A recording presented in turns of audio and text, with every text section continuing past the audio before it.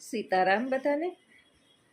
કોલેજની અંદર જે છે ને, આજે થોડુંક કોમેડી કરવાનું મન થયું. કોલેજની અંદર છોકરાઓ વાતું કરતા હતા કે પરણેલા અને કુંવારામાં ફેર શું, એ કઈ રીતે ખબર પડે. તો એક ભૂરો હતો ને, એણે કીધું કે જે ડેરી મિલ્ક લેવા જાય ને એ કુંવારા હોય, અને જે ડેરીએ મિલ્ક લેવા જાય ને એ પરણેલા હોય. છે તો એક જ શબ્દ, પણ ડેરીએ દૂધ લેવાડીયું કાઢતા હોય એ લગભગ વધારે પડતા પરણેલા હોય, અને મોંઘી મોંઘી કેડબરીઓ લઈને જતા હોય સમજી લેવાનું કે એ જે કુંવારા છે અને સંશોધનમાં છે. ક્યારેક ક્લાસની અંદર જે છે ને છોકરીઓ ધરાર મને લોહી પીવે કે મેડમ છે ને તમે આખો દિવસ પછી ભણાવ જ કરે રાખો, ક્યારેક તો અમારા માઇન્ડને ફ્રેશ કરો. એટલે ભણાવવા સિવાય આપણે જે છે ને, એવું નથી કે ભણાવીએ તો જ વિદ્યાર્થીઓ જ્ઞાની બને. ભણતરની સાથે એવું જ્ઞાન પણ ક્યારેક આપીએ કે એને વાંધો આવે નહીં. એટલે હું એમ કહું કે ચાલો આપણે છે ને અલંકાર શીખીએ. ના મેડમ નથી શીખવા. એટલે હું કહું ના થોડુંક તો શીખી જ લઈએ. એટલે સરસ મજાનું એને વાક્ય કહે એટલે એને હસવું આવે કે ફઈએ ફુવાની ફાંદમાં ફટાકડો ફોડ્યો. હવે હાયદા તો છોકરીઓ હસવા માંડે મેડમ. એટલે મેં કીધું કે આની અંદર સૌથી વધારે વર્ણ કયો આવે, એટલે મીન્સ એક અક્ષર. તો છોકરીઓ એમ કે મેડમ ફ જ આવે છે. ફઈએ ફુવાની ફાંદમાં ફટાકડો ફોડ્યો. તો મેં કીધું કેટલી વાર આવ્યા મેડમ, કેટલી બધી વાર આવ્યા. એટલે પછી હું એને એમ કહું કે જો 3થી વધારે વાર આવે ને તો એ વર્ણાનુપ્રાસ અલંકાર બને. તો તમે અલંકાર શીખી લીધો ને. એટલે કે હા મેડમ આ તો મજા આવે એવું છે. જ્યારે વર્ગખંડની અંદર શિક્ષકો હોય અને વિદ્યાર્થીઓને કંટાળો ચડતો હોય, એવું 5 કલાક કોઈ પણ બાળક જે છે ને એકસાથે ભણી ન શકે. આપણે એક જગ્યાએ 5 કલાક સપ્તાહ સાંભળવા ગયા હોય, કથા સાંભળવા ગયા હોય, પછી સત્યનારાયણની કથા નથી સાંભળી શકતા, આપણે કંટાળો ચડે. આપણે વચ્ચે વાતો એ ચોટીએ છીએ બેનો, આવડી મોટી ઉંમરની થઈ ગઈ તોય. એટલે બાળકોને અવિરત વર્ગખંડની અંદર સતત જાગૃત રાખવા માટે થઈ અને જ્ઞાન આપીએ, પણ ગમત સાથેનું જ્ઞાન આપીએ. એટલે આવા આપણા ખુદના બનાવેલા અમુક ટૂચકાઓ બનાવી લઈએ કે જેની સાથે બાળકોને પણ મજા આવે. જીવન એ કંઈક આવું જ છે. અનેક સમસ્યાઓથી ઘેરાયેલું છે. સુખ અને દુઃખનું ચક્ર અવિરત ફેરે જ રાખે છે.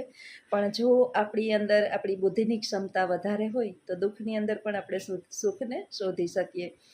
ઘણું બધું આપણે વ્યવસાયની અંદર ખોટ ગઈ હોય, બાળકોને આગળ લઈ આવવામાં કંઈક ને ક્યાંક આપણે ભૂલો ખાઈ લીધી હોય, ઘણું બધું નુકસાન ગયું હોય, કાંઈ ન રહ્યું હોય, ઘણું બધું આપણું વેડફાઈ ગયું હોય, સગા સંબંધીઓ તરફથી આપણને વારંવાર તિરસ્કાર મળતો હોય, અથવા તો ઘણું બધું આપણે જેને કે ને કલ્પના કરી શકીએ નહીં. એટલું બધું કદાચ એમ કહીએ ને કે નાવ ડૂબી ગઈ હોય, ત્યારે સરસ મજાનો એક વિચાર કરી લેવાનો કે દુઃખની અંદર પણ આપણે સુખ શોધવાનું છે. ત્યારે તડકા ધૂમની અંદર એક પ્લાસ્ટિકનું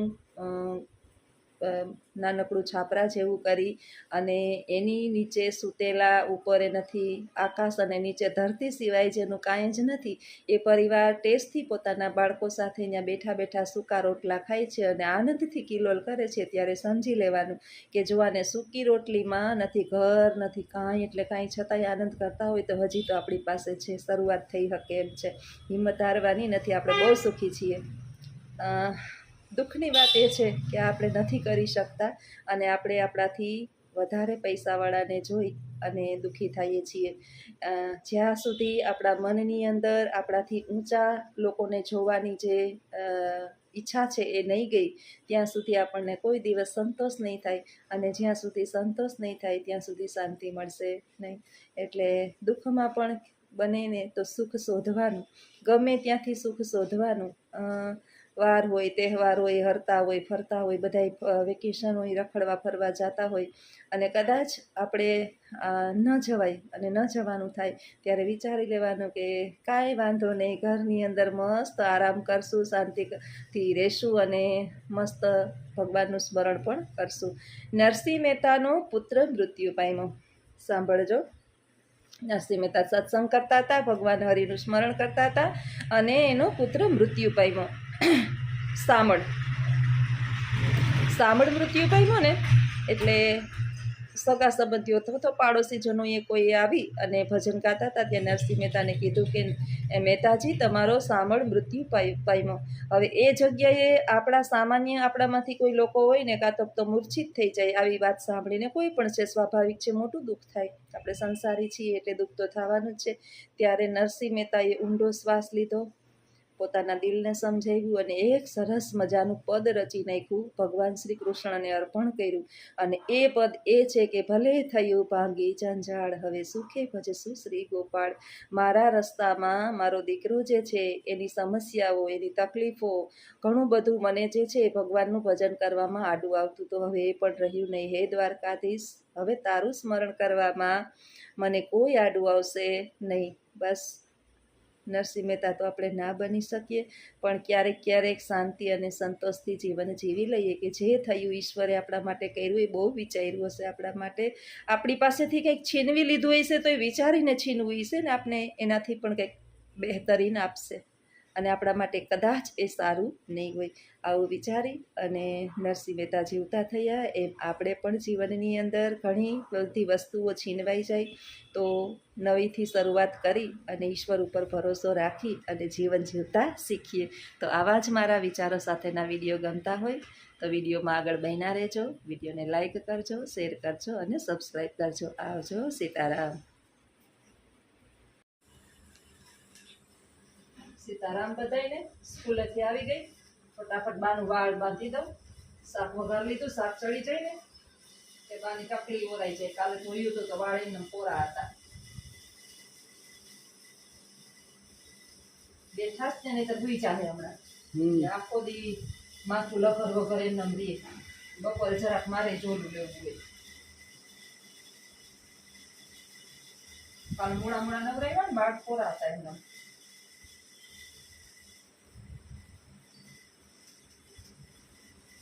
કેવી આની સુગંધ સરસ આવે જાસ્મિન તેલની.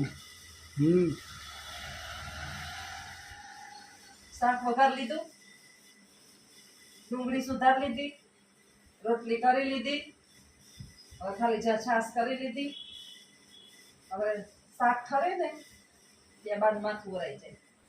એક વખત હરખાઈ તેલ નાખી દઈએ પછી તો ઉપર નાખીએ તો આવે.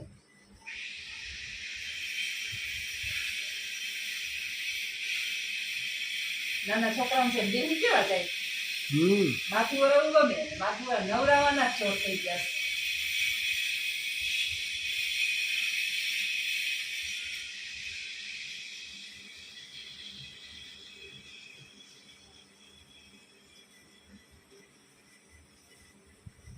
ઓરાવાઈ ગયો બા.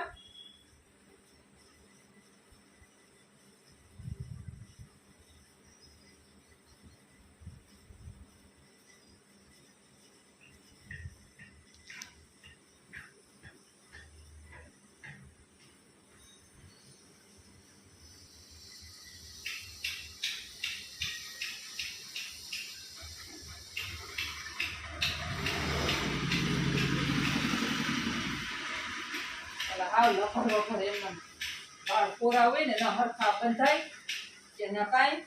હાલો ઓરાવાઈ ગયું માથું. હવે જમવા દેવું લઈ ગઈ ભૂખ એ લઈને દઈ દઉં પછી અમારો વારો. ગરમ છે. હા હા બા. મસ્ત ગુવાર બટેટાનું શાક ભાવતું હોય આવો જમવા. બાને ખાવું જ. પેલા હું આનું બાનું કરી દઉં, પછી આપણે નિરાતે જમશું. હા હા હા હા હા હા.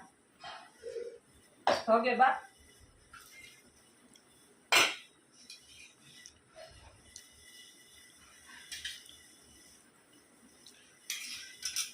ઉભા રહ્યો, ચૂરી દઉં હો.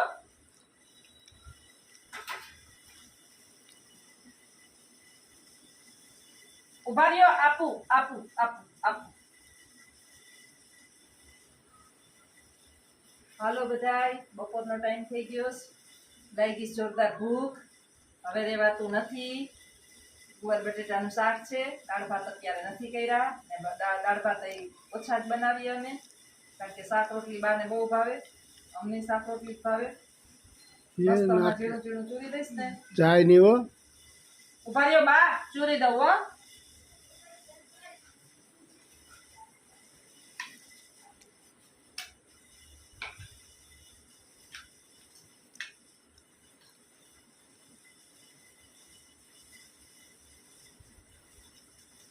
એકદમ એને ખબર થોડી પડે કે આ ધોગે છે.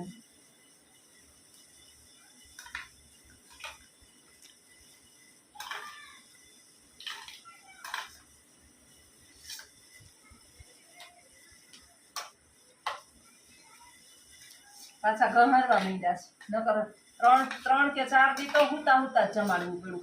કાલ હાંજના ઊભા થઈ ગયા છે પાછા. ગહરીને પાછા આવવા માંડ્યા છે બધી. રેવાતું નથી અમારાથી નાના છોકરાની જેમ. હાથે ગઈએ ને આખા બમ્બર ભરાઈ દઈએ ને. હજી તો નવરાવ્યા કે સવારે તમે કપડા બદલાવ્યા ને પાછા? हाँ 3 વખત બદલાવી લીધા અત્યારથી. તો જીદ ખાવાનું જઈએ ને એટલે કપડા આખા ઓલા કરી નાખે. બીજું ઢોરીને સવારે ચા વાળા ભર્યા હતા કપડા.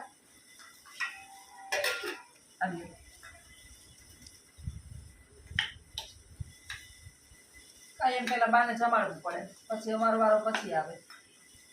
એટલે કાયમ દાળ ભાત ને શાક ને બધું જો કરવામાં રહીએ ને બપોરે આવીને તો 3 વાગે ખાવામાંથી નવરા ન થાય. સવારના ભૂખા ગયા હોય, સવારમાં એમને ગયા હોય, બપોરે મમરા 10 વાગે ખાધા હોય જરાક એટલે લાગે ભૂખ. બાને ખવડાવી જાય 2 વખત. મારો દીકરો ઘરે હોય એટલે વાંધો ન આવે, મારે ઉપાધિ છે. ઈ વાંધો નહીં, હા જરા તરા વાંધો નહીં.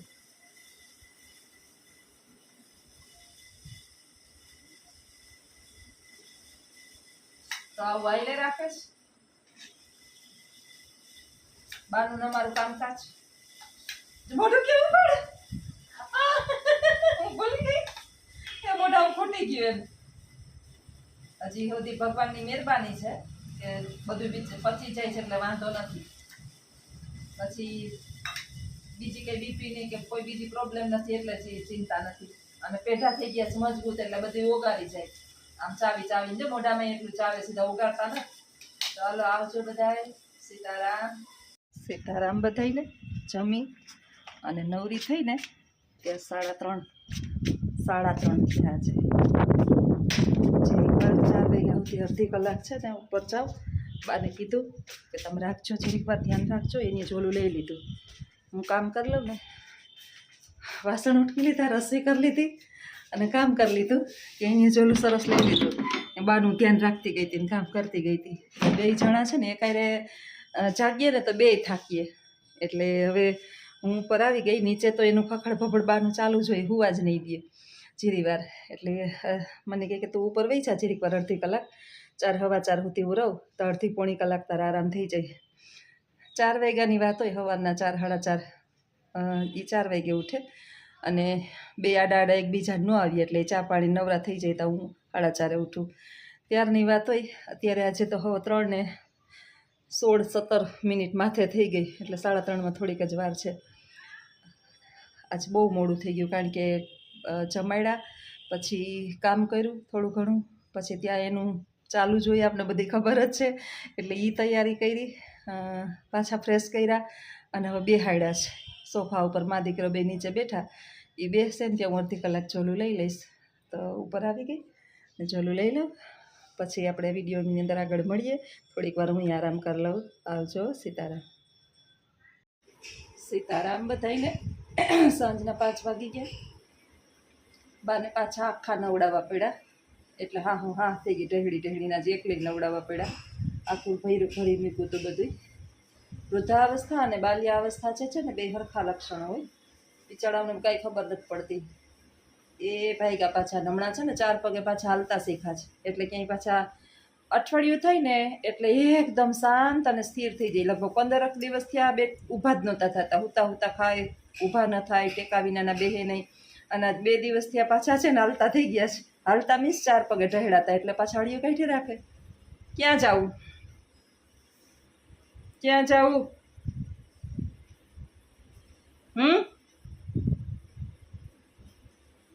મગજની અંદર છે ને એક પ્રકારનું તોર હાલતું હોય. એને ખબર ન હોય કે શું કરે છે. ઘટપણમાં મગજમાં એના શું કરે એ એને ખબર જ ન હોય. ઘડીક ઊભા થાય, ઘડીક જાગે, ઘડીક અહીં ટેકે અવતરીએ ને બા, અહીંયા અવતર્યો, અહીંયા અવતર્યો, અહીંયા અવતર્યો. બેહાડીએ આપણે ઘડીએ ઘડીએ પકડી અહીંયા અવતર્યો. વળી પાછા ભાગવાનું કરે, વળી બેહાડીએ, વળી ભાગવાનું કરે. ભગવાનને પ્રાર્થના કરીએ કે ઉંમર તો બહુ જાજી આપણા હાથમાં કાંઈ નથી. પ્રાર્થના સિવાય આપણા હાથમાં કાંઈ છે જ નહીં. કે વૃદ્ધોને લાંબુ આયુષ્ય દે ને તો ભેગી મગજ શક્તિ અંત સુધી છે ને એમને વ્યવસ્થિત રાખજે. મગજ હરખો ન હાલતો હોય ને એટલે આવું હાઈલે રાખે. એ હુઈ ગયા જો પાછા એમને ઓશીકું અહીંયા પડ્યું, અહીંયા ઓશીકું અહીં પડ્યું અને એમને હુઈ ગયા છે આ બાજુ. ઘટપણ તો બહુ દોયલા છે જીવનની અંદર. બધું પ્રકરણ સારું પણ ઘટપણનું પ્રકરણ બહુ ખરાબ છે. એ પાછા ઊભા થયા જો આમ અંદરથી આત્માને ખબર ન, જેના ઘરની અંદર વૃદ્ધો હોય એને તો લગભગ આઈડિયા હોય જ, પણ આવડા મોટા વૃદ્ધો હોય ને જેની ઉંમર 100 વર્ષની, બાને 1-2 ઓછા હોય કે ના હોય. કાલે મારા નણા બેન બેહવા આવ્યા હતા બાના જેઠના દીકરી, તો એ કહેતા હતા કે 100 તો થઈ જ ગયા હશે કે, કારણ કે અમે આવડા થઈ ગયા અને અમારી ઉંમર એટલી છે 70 વર્ષની, તો આની ઉંમર હશે. આવું છે બધું ખબર નહીં, પણ આટલી ઉંમર જે છે ને ખરેખર નકામી. આપણે મનના કંઈ બહાર નીકળી શકીએ, મનમાં ધાર્યું કંઈ કરી ન શકીએ, ન કામ થાય. અને બાને તો પ્રોબ્લેમ ત્યાં જ થાય છે. શું છે જો એને હુતા એ બસ આમાં મને યાદ કરે છે. ઉભા ઓછી કૂદવું આલી રાખ. બસ